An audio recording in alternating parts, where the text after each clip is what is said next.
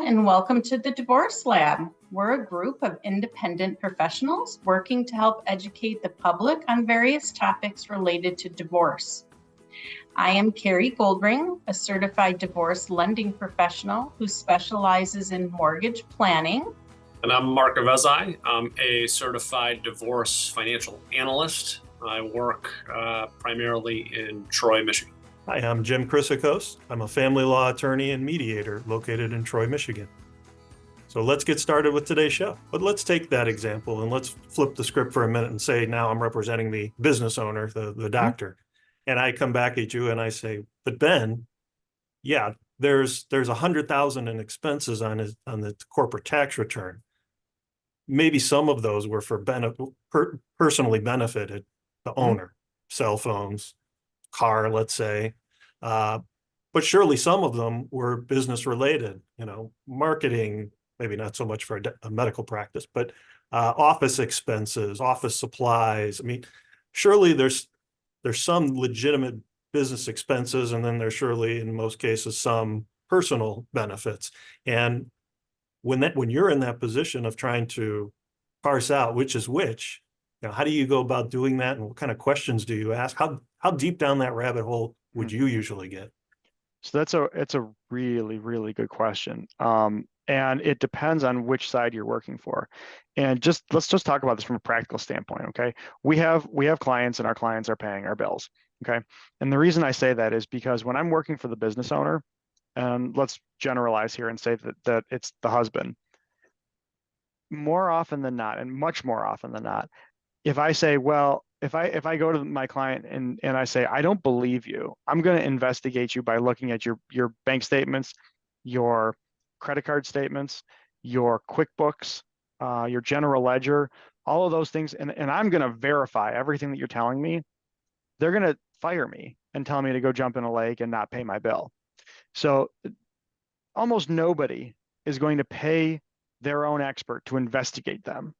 So forensically. So what I do when I'm on that side of the case is I say, look, I need you to be straight with me. Are there things in here that I need to be aware of? And do you run, okay, your cell phone, you're a doctor, it makes sense. You've got to be on call. You've got to be accessible. Fine. Is your wife's cell phone put through? Are your parents? Are your kids? Because $100 a month for your cell phone is one thing, but $500 a month for your entire family is another. Let's talk about meals and entertainment. And meals and entertainment should be broken out separately on a tax return or a profit and loss statement. And usually they are. And a lot of times, I do a lot of professional practices. So medical practices, dental practices, and I'll see $20,000 in meals and entertainment. And when was just show of hands here, when was the last time your dentist took you out for dinner? Because mine has never. And it's just not something that's necessary. So if they're occasionally buying meals for the office, fine. That's kind of a form of compensation in employee relations, fine. If they're taking their spouse and their kids out, their friends out and saying, oh, well, my friend is also a patient. No, that doesn't work. So, I mean, it's stuff like that we have to watch for, and depending on which side you're on. So everything that I've said so far has, for the most part, been working for the business owner. You want to have those conversations and challenge them a little bit. What you don't want to do, from my perspective, when you're working for the business owner, is go down a sort of the rabbit hole of investigating your own client, because all that's going to do is set you up for conflict, and that's not what they're hiring you for. You need to ask the questions. And if they're going to lie to you, then they're going to have to live with those consequences later on. On the other side of the case, it's very different. If you're working for the non-business owner, one of the first questions you need to ask is, do you trust that he or she has been doing what they're supposed to be doing with the financials? And a lot of times they will tell you no. Sometimes they will tell you yes. And if they tell you yes at the beginning, they're the client, they get to set the scope. So at that point, I'll say that I'm not going to spend your money and my time investigating somebody that you don't want investigated. And I move on to the next issue. If, however, they say you can't trust a single thing that he says, I know that he's been running personal things through. I know that he's been paying for things for his girlfriend, stuff like that. If those are the, the words that you're hearing, then you need to start asking for things like credit card statements, bank statements, QuickBooks access, general ledger access. And one of the things that I include in my standard request list when those are issues is I don't just want paper statements. I want this stuff in Excel, in native Excel, because nobody wants to pay me to have a member of my team sit there for 30 hours keying in, transaction after transaction from bank statements and credit card statements or general ledgers. That is a huge waste of money for the client and waste of time. So the best thing that we can do is we can get that stuff downloaded into spreadsheets from most of the credit card companies and bank online websites will allow you to go in and download that data directly into a spreadsheet. Right. And it goes from being this enormous exercise of data entry to, okay, let's just spend a few hours analyzing. And what I'll do is I'll summarize that data. And typically, nobody knows the lifestyle of the parties like the parties themselves. So what I'll do is I'll create what's called a pivot table, which is it's a fancy tool in Excel where I can summarize all of the people and businesses that are getting paid from a card, a credit card, or a bank, or getting called a business expense in the accounting software. And I can send that to my client and I can say, flag the ones that you know are personal. So there will be people's names. I don't know who, John Smith is in there. I don't know who, Debbie Thompson is, but my client might know that John Smith is my client's cousin, or that Debbie Thompson is the girlfriend. And they can flag those things for me. And then I'll know that those are the personal things. And, my client might be able to say, okay, every time you see Target in here, that's actually me going to Target buying stuff for the house. That's not him. And so I don't know that, but she does. And so I will involve my client heavily in those types of engagements and have them go through the spreadsheet for me and just check things off of things that they know are personal. At the end of the day, I'm not at Target. Like, I'm not there, spying on this guy's, shopping cart. I'm not there at the Capitol Grill to, putting on my waiter's outfit and checking to see who's at the table. So I don't know. All I can do is I can rely on what's being told to me. And if it comes to the point where I'm testifying in a trial, that's what I'll testify about.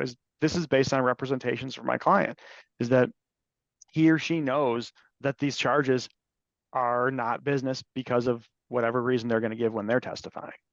So from the lawyer's perspective, what I'm hearing is this is really fertile ground for litigation, and this is really where fees can get out of control quickly. And so from a lawyer's perspective, what I'm doing is, regardless of which side I'm representing, I'm sitting them down and saying, this is where we're heading. This is what we're spending, or what the expert is spending.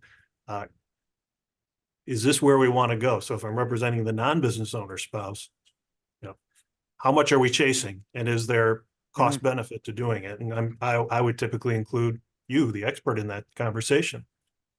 Right, because I'm going to be the largest expense in that process, other than the discovery, which is going to rely on the lawyer to do. And if discovery can be the largest part of a case, you can fight for months over getting documents. And when I'm working for the business owner, and one of my friendly competitors is on the other side and sends a data request, or we get a subpoena that's similar to what I would be asking for, I talk to my client, I'd say, just give them everything. Because what you don't want to have happen is for your case to drag on and spend tens of thousands of dollars in a discovery fight when they're going to get the information anyway. Just give it to them. Give them everything, give it to me, and then we can move on to the analysis instead of the fight and the litigation over getting the stuff. Just give it to them. Yeah, the impulse is often, I don't want to give my spouse or their lawyer more than they need. Whereas I always say, consider the alternative. Give them everything that they need, And a lot of times you give them so much information the first time around that they don't ask for anything else. Now, if it's a business case, that doesn't always work because there's always more you can ask for in a business case. But sometimes the better strategy is give them reams of paperwork or electronically now. And a lot of times that's it. It's over. You gave them everything and they probably haven't even gone through everything you gave them. Right. And the more you resist turning over documents, the more suspicious the other side will become. What are they hiding? Why are they hiding it? We need to keep going. When I send out my data request, and let's just say it's 3 pages of stuff, including forensic accounting documents that I would need, and I get back a point-by-point response that answers every one of my questions and says, see document, see exhibit A, see exhibit B, and it's all complete and organized. How can I suspect that they're hiding something when they're providing in that way? It's very disarming when I get that like that, and that's why I always encourage my clients to do that, to provide it in an organized fashion, to let the other side know what document is responsive to what question, it's very disarming when you do that. Thank you for listening to us today. You can find us on the divorcelab.com. You can feel free to take a look at our other episodes, and you can also leave some questions or comments for us on there as well.